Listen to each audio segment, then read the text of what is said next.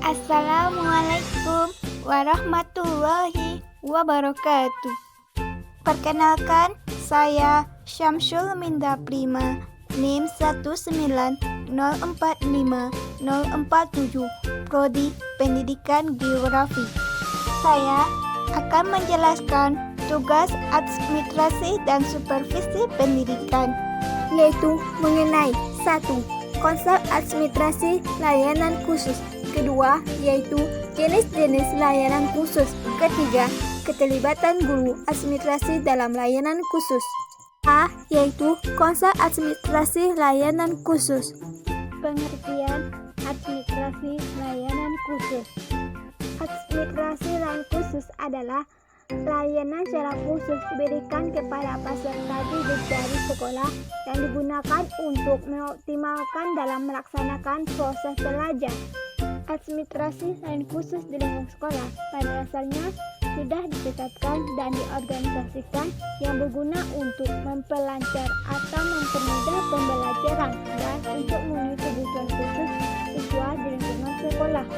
Pelayanan khusus diselenggarakan di sekolah bertujuan untuk memperlancar pelaksanaan pengajaran dalam rangka pencapaian tujuan pendidikan di sekolah. Tujuan pendidikan sekolah yaitu berusaha agar peserta didik senantiasa keadaan baik, yaitu menyangkut aspek jasmani maupun rohani. Jenis-jenis layanan khusus dan pengelolaannya. 1. Yaitu pustaka. Pengertian pustaka. Perpustakaan merupakan salah satu unit yang memberikan layanan terbaik kepada peserta didik yang berguna untuk menunjang proses pembelajaran di sekolah, melayani informasi yang dibutuhkan, dan memberikan layanan rekreatif melalui koleksi bahan pustaka. Fungsi perpustakaan di lingkungan sekolah yaitu A. Fungsi pendidikan, B. Fungsi informasi, C. Fungsi rekreasi, D. Fungsi penelitian, E. Fungsi penyaluran hobi, F. Fungsi penanaman rasa tanggung jawab. Proses pengolahan bahan pustaka melalui tahap yaitu A. Klasifikasi, B.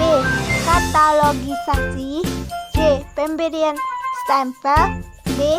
Yaitu pemberian nomor buku, E. Yaitu pengaturan buku di rak.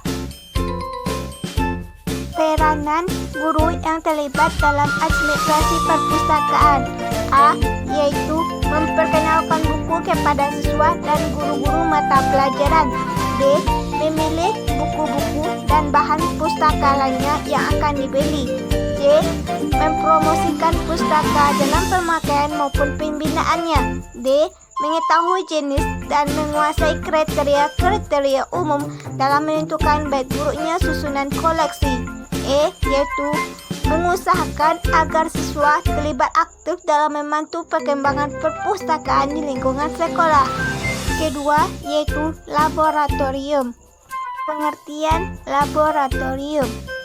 Laboratorium adalah tempat yang digunakan dosen, mahasiswa, guru, dan siswa, dan orang lainnya yang digunakan untuk melaksanakan kegiatan kerja ilmiah seperti praktikum, observasi, penelitian, demonstrasi, dan pembuatan model-model dalam rangka kegiatan belajar dan mengajar. Jenis-jenis laboratorium yaitu A. Menurut bidang studinya, misalkan laboratorium kimia, fisika, laboratorium geografi. B.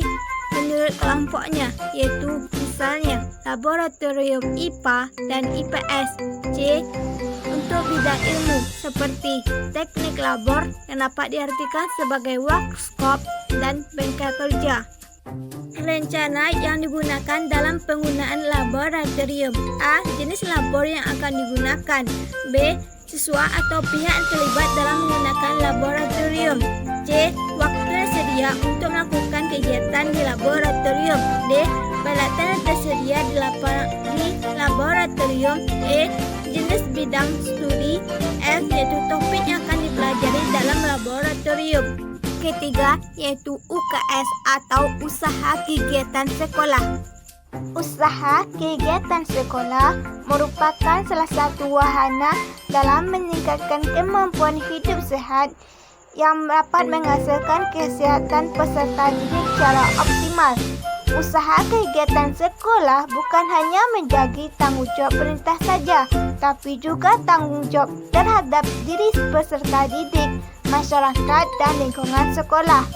Tujuan unit kesehatan sekolah yaitu peserta didik dapat memiliki pengetahuan, sikap, dan keterampilan dalam melaksanakan prinsip hidup sehat dan berpartisipasi aktif dalam usaha peningkatan kesehatan di lingkungan sekolah, keluarga, dan masyarakat. B. Sehat dalam arti fisik dan sosial.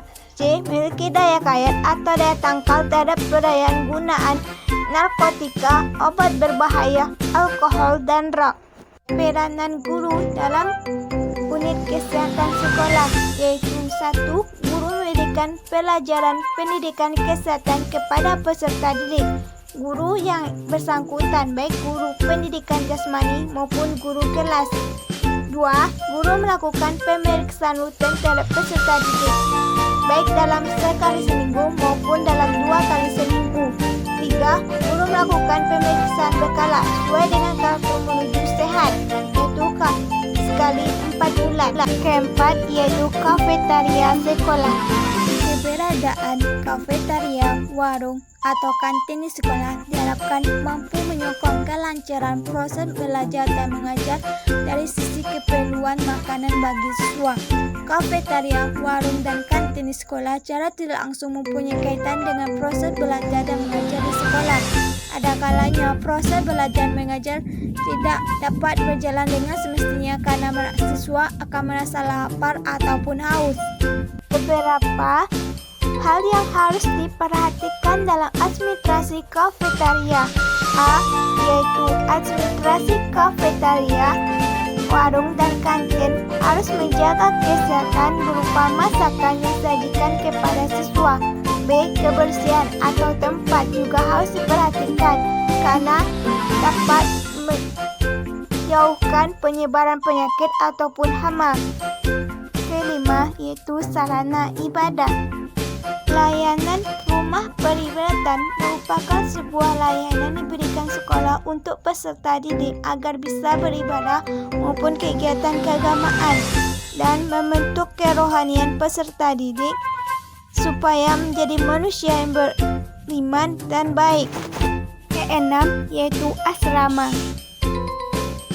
Peserta didik khususnya pada jenjang pendidikan menengah dan pendidikan tinggi, terutama mereka yang jauh dari orang tuanya, digunakanlah asrama.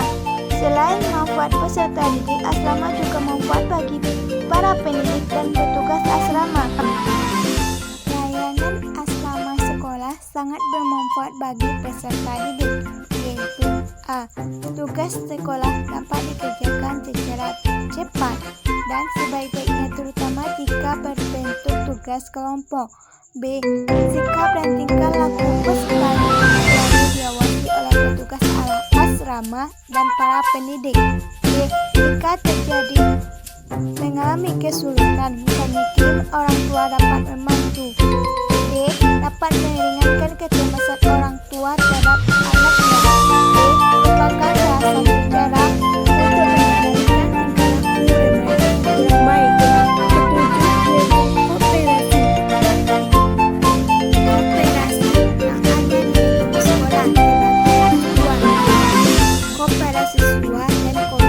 Sekolah. Koperasi sekolah adalah koperasi yang dikembangkan oleh pihak sekolah, baik jenjang sekolah dasar maupun sekolah menengah, yang dalam pengolahannya dan pengembangnya melibatkan guru dan personel sekolah. Koperasi peserta disebut juga dengan koperasi siswa atau KOPSIS, adalah koperasi yang ada di lingkup sekolah dalam pengolahannya oleh peserta didik. Kedudukan guru dalam KOPSIS tersebut hanya sebagai pemimpin saja. Kedelapan yaitu transportasi. Sarana transportasi bagi peserta didik merupakan sarana penunjang untuk kelancaran proses belajar mengajar. Peserta didik merasa aman dan dapat